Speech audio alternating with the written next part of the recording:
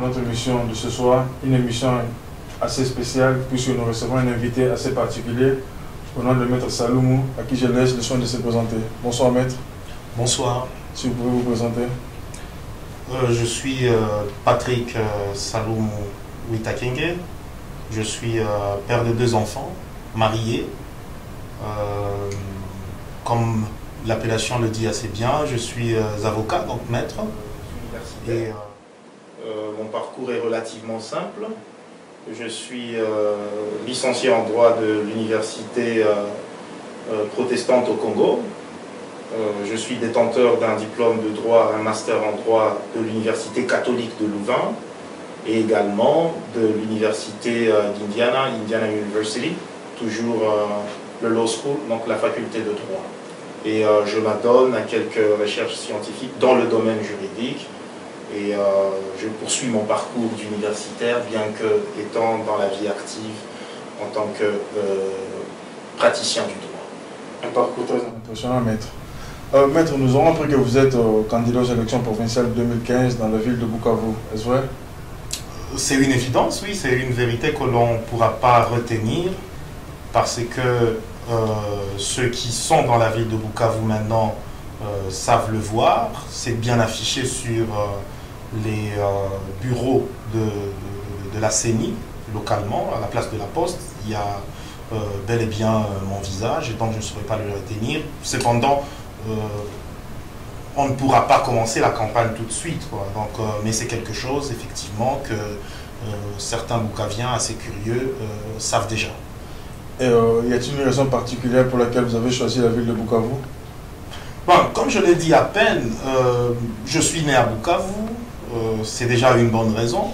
Ma famille demeure à Bukavu, je parle de ma famille élargie. Il y a également quelques amis, et, en tout cas en bon nombre, et connaissances qui y sont, que je connais et qui me connaissent. Et je suis particulièrement intéressé aux difficultés de la ville de Bukavu. Bukavu, c'est aussi une passion pour moi. J'y vais et j'y suis très souvent au cours de l'année, et donc je ne pouvais que choisir Bukavu. Maître Patrick, serez-vous candidat indépendant ou candidat sur une liste? Ma candidature est celle de la liste MCR, Mouvement Congolais pour la Renaissance. C'est un parti frère au MSR. Nous sommes autant connus qu'eux, ou en tout cas on passe d'être connus autant qu'eux. C'est un parti congolais normal, proche de la majorité, parti intégrant de la majorité d'ailleurs, pour mieux dire. Ce qui est bon est que c'est un parti qui a une identité particulière. C'est un parti qui s'affirme d'une manière particulière dans la mesure où nos prises de position sont basées sur l'intérêt populaire, l'intérêt de tous les Congolais, pas seulement bukaviens, et nous sommes responsables par rapport à tout ce que nous faisons. Ce qui implique par exemple, pour illustrer mon propos, que nous sommes parmi les rares partis de la majorité à avoir pris position, que ce soit publiquement, que ce soit en coulisses avec les autres membres de la majorité présidentielle, pour indiquer qu'il était malvenu que l'on puisse réviser la Constitution, chose qui a été heureusement respectée. Maître Patrick, j'ai parlé que les candidats provinciaux dans la ville de Bukavu, il y en aura autant. Qu'est-ce qui ferait la différence entre vous et certains candidats? Qu'apportez-vous de particulier pour la ville de Bukavu? Il est tout à fait évident qu'il y aura plusieurs, ou bien il y a déjà plusieurs candidats à cela, mais qu'est-ce que je peux apporter de plus si pas ma compétence et ma propre personne? Je crois quand même que, même si on ne le dit pas assez, l'Assemblée provinciale du Sud Kivu souffre, ou en tout cas du moins a besoin d'un apport assez technique, assez élevé pour que les choses aillent de l'avant. Ce n'est pas un secret si je rappelais par exemple que cette Assemblée-là n'a pris que, en tout cas tout au plus, 5 édits, et sur des matières peut-être qui ne sont pas les plus importantes pour les Bukaviens. Et donc, en plus de ma compétence que je compte apporter, il y a aussi une vision politique que j'ai, il y a les questions essentielles qui m'intéressent, notamment la question sécuritaire, le social, l'emploi lui-même, et donc je crois que ce n'est que bienvenu. Et Maître Patrick, puisque vous venez de parler de la sécurité, de toutes les régions de la RDC, il y a celle du Nord et du Sud Kivu particulièrement qui posent problème de sécurité. Quelle est votre vision sur ce fait? La sécurité à l'est de la République démocratique du Congo est quelque chose de très sérieux. Et on n'a pas qu'à prendre les deux Kivu, les deux provinces, le Nord et le Sud Kivu. Il y a aussi l'ancienne province orientale, donc en Ituri et partout ailleurs, où des groupes armés sont en train de s'aimer la terreur et le malheur dans la population. Alors, pour résoudre cette question-là, il y a des opérateurs politiques qui ont estimé, ils ont pensé qu'il était suffisant, urgent et même important que l'on puisse faire un remaniement au sein de l'armée, c'est-à-dire placer des personnes qui seraient plus compétentes, parce que, semble-t-il, pour eux, il existait de fortes complicités. Je crois que le chef de l'État, en ce début du mois de juin 2015, a bel et bien procédé à des nominations dans des zones opérationnelles, notamment au Nord Kivu, Sud Kivu, et cela est une réponse à cette question-là. Par contre, pour être plus profond et apporter quelque chose de plus solide, c'est qu'il existe même une question d'équilibre institutionnel qui est liée à la sécurité. La question d'équilibre institutionnel, et c'est la première vertu de ce que j'estime pouvoir être important, consiste tout simplement à dire et à proposer que le droit de posséder une arme est quelque chose qui peut renforcer la position de la population, parce que, tenez-vous bien, il n'y a que dans des pays très peu démocratiques, ou en tout cas ceux qui ont eu l'occasion de l'être à un certain moment, que la population a été privée de ce droit-là, parce que lorsque vous avez l'armée, la police, l'argent, donc les finances, que reste au peuple? C'est-à-dire, même quand on va aux élections, si vous décidez de ne pas accepter les urnes, vous avez les moyens de le faire. Par contre, lorsque le droit de posséder une arme est reconnu, je crois qu'on réfléchit 2 fois avant de prendre n'importe quelle solution, parce que l'on sait que la population elle a aussi la force physique de pouvoir s'exprimer.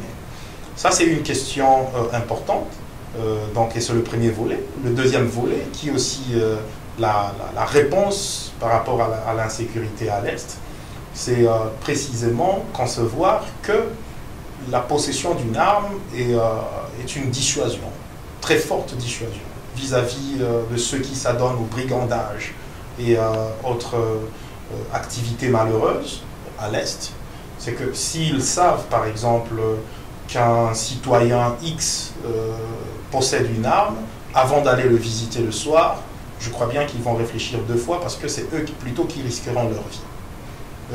Et en passant, je déplore cette insécurité qui même existe dans la ville de Bukavu.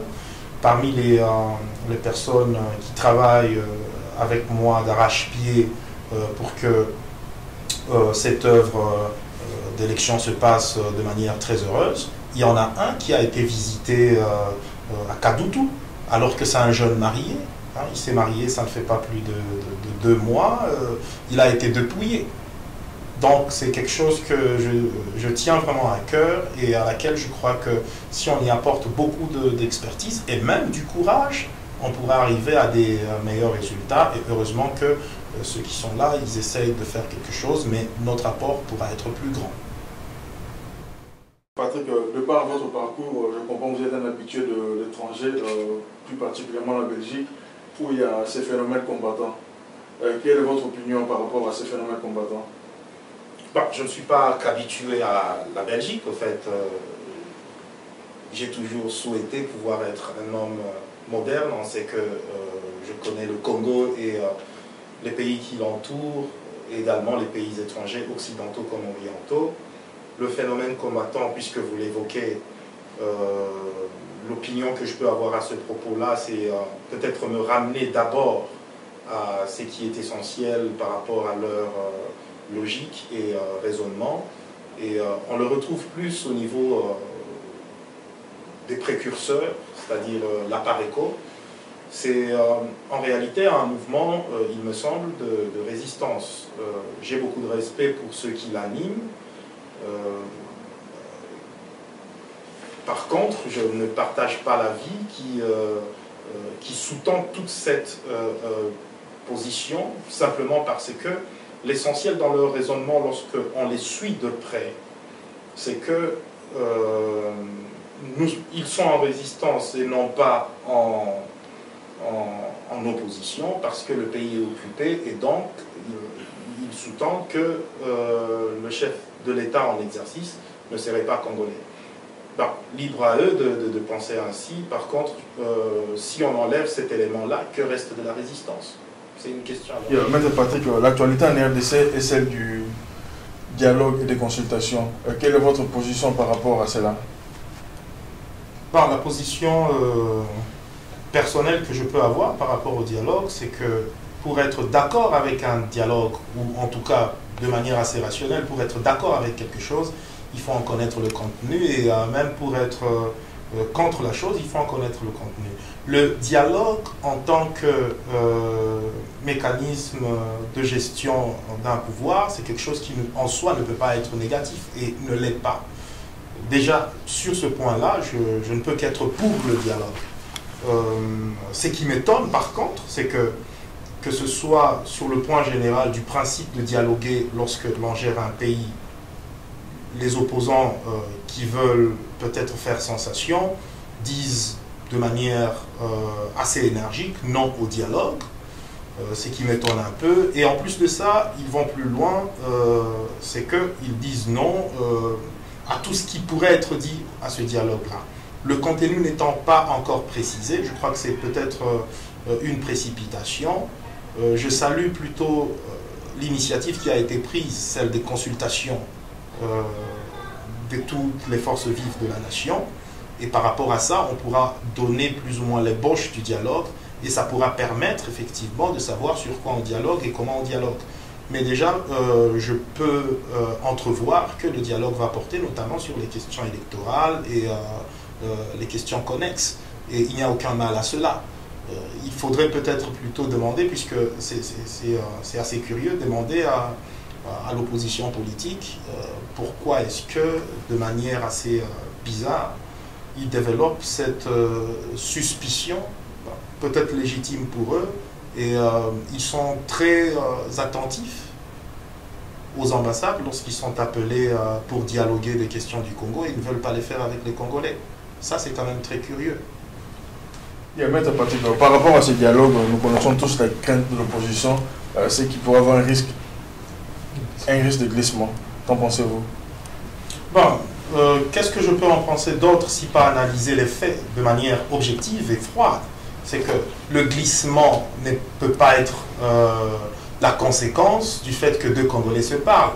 Le glissement, ça peut être plutôt la conséquence du fait qu'on ne respecte pas le calendrier électoral. Or, maintenant, nous savons qui sont ceux-là qui ont demandé qu'on puisse reporter certaines échéances. Ce n'est en tout cas pas le pouvoir. On est en train d'exercer une pression, parfois même malsaine, sur les animateurs de la CENI pour que l'on puisse modifier le calendrier électoral.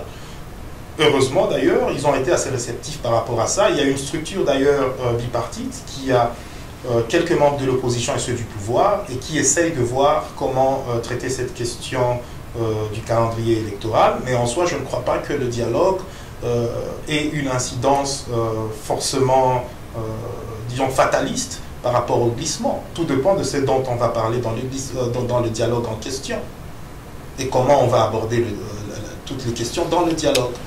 Donc, dialoguons d'abord pour savoir effectivement s'il y aura même une éventualité de glissement, mais personne ne le planifie. Maître Patrick, vous êtes candidat provincial dans la ville de Bukavu, et actuellement on ne pourrait pas parler Bukavu sans parler du docteur Mukwege. Qu'est-ce qu'il représente pour la ville de Bukavu et que pensez-vous de lui?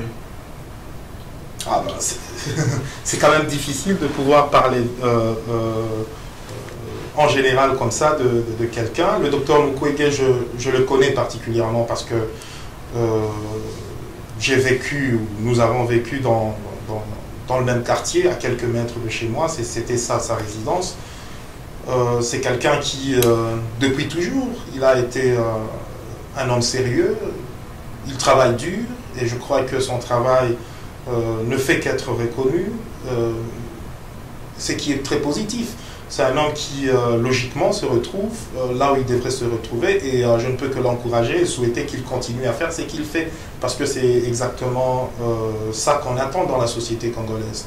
Par contre, je ne sais pas comment est-ce que lui-même appréhende les intentions qu'on lui prête par rapport à des agendas politiques des uns et des autres, mais je crois que ça fait un excellent docteur, et il est libre pour lui de choisir plus tard ce qu'il pourra faire, mais par contre, je ne crois pas que ce soit encore à l'ordre du jour, ou bien que lui-même soit tenté par ce genre d'appétit.